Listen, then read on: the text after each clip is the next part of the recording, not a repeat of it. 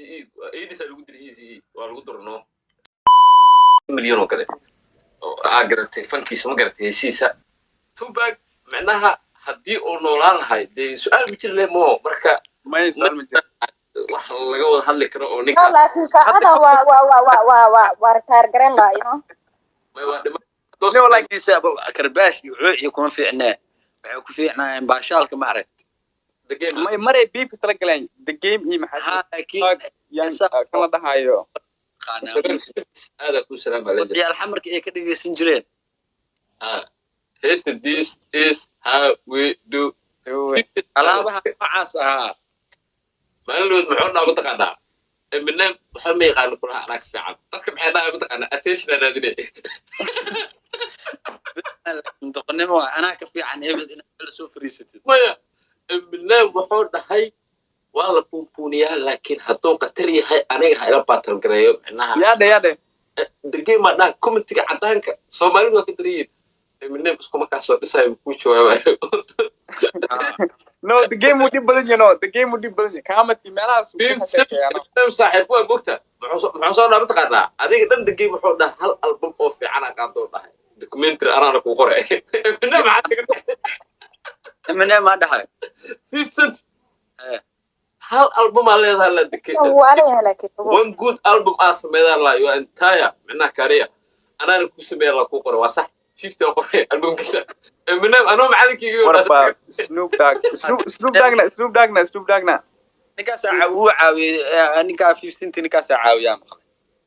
50 iyo the game waxa la caawiyay the game laakiin the game uu ku jiray maya 50 waxa caawiyaa maqlay eminem soo saxiixano no way caawiyeen labada way caawiyeen no 50 cent 50 cent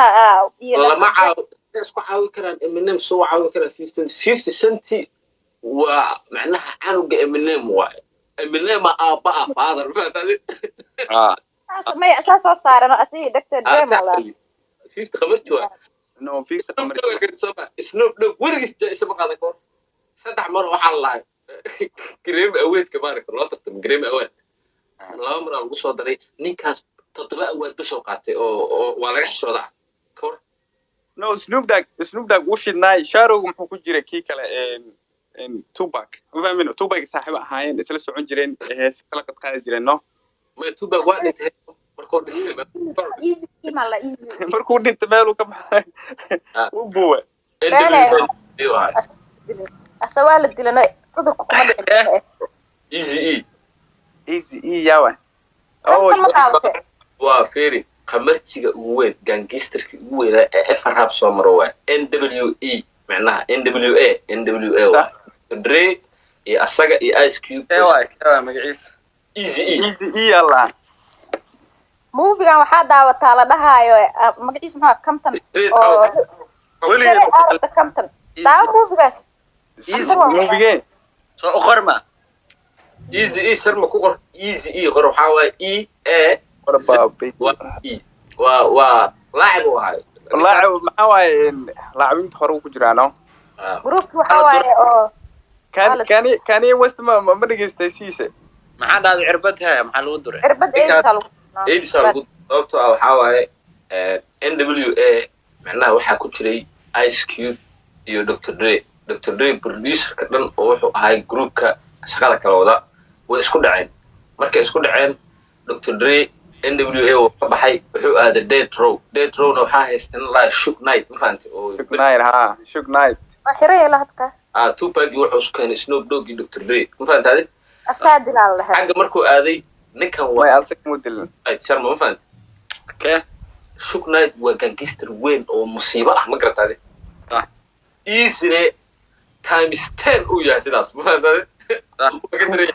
he's actually waxay isku qabsadeen